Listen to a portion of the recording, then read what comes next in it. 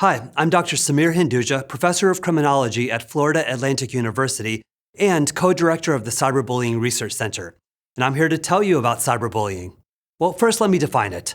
Cyberbullying is willful and repeated harm inflicted through the use of electronic devices. Let's break that down. First off, it has to be intentional or willful. It has to be repeated, so it's occurring more than once. And then it has to involve harm, not my perspective of harm or other individuals' perspective of harm. We focus on the target. If they're struggling emotionally or psychologically, well, then they're being harmed, and so we should treat it seriously. And then finally, cyberbullying, of course, involves technology. Well, how might this manifest? Well, perhaps it's related to hurtful comments next to a social media post. It could be harassing statements in a group text. It could be humiliating photos spread all across the web. It could be hurtful captions related to a specific YouTube video. So again, it occurs in a number of forms and fashions.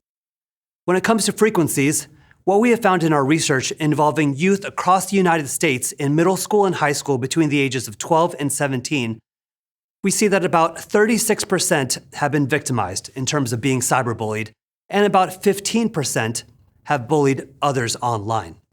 When it comes to gender differences, they exist. They're minor, but they're there. What we have found is that about 39% of girls, as compared to 34% of boys, have been cyberbullied. When it comes to offending, it's a little bit flipped in that it's about 16% of boys have cyberbullied others, compared to about 13% of girls who have done the same. I alluded to consequences a little bit ago, and so what we found more specifically is that when kids are cyberbullied, unfortunately, they struggle with lower self-esteem, they struggle with lower grades, lower attendance at school, because typically the aggressor is someone that they know from school, even if this is happening online. It's linked to minor and moderate forms of school delinquency and violence, and we've heard that it's related to suicidal thoughts and even suicidal attempts. Now let's focus on prevention. What can schools do?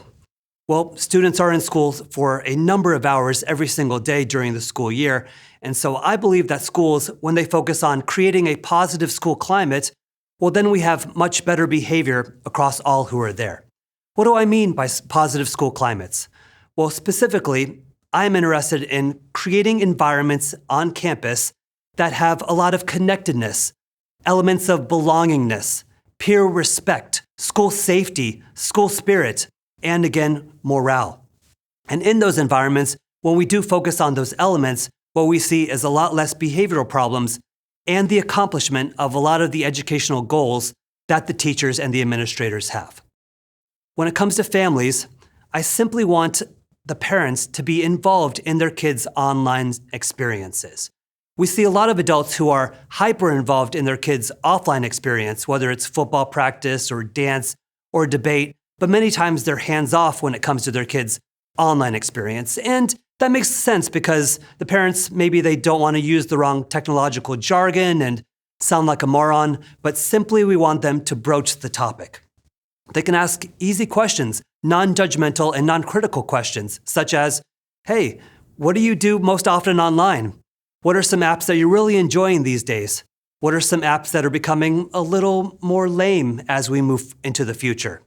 And then once you get a feel for what your kids are doing online, then over time you can ask the more probing questions, such as, hey, have you ever felt unsafe in some online environment? Have you ever received a message on social media that made you feel upset or uncomfortable or even creeped out? What did you do? What are some safety mechanisms that you employ? And so again, just that conversation conveys to the child that the parent is available and will not always be freaking out or flying off the handle if they were ever to go to that adult to talk about some problem that arises. Finally, let's turn our attention to the youth themselves. When it comes to using social media and our phones, we want them to take advantage of the controls and the settings that are built in to every one of the apps that we use. For example, they should block individuals who are being cruel to them or are just mouthing off or being sarcastic or ruining their online experience. They should also take the time to report to social media companies anyone who, again, is being vicious or hurtful with their words or actions. then those social media companies have a responsibility, if we report, to go ahead and make an investigation and then to take down pictures or accounts that are causing problems in their environment. So as we continue to focus on these areas, I really believe that we will continue to make more and more progress. And so let's all get on board and do our part.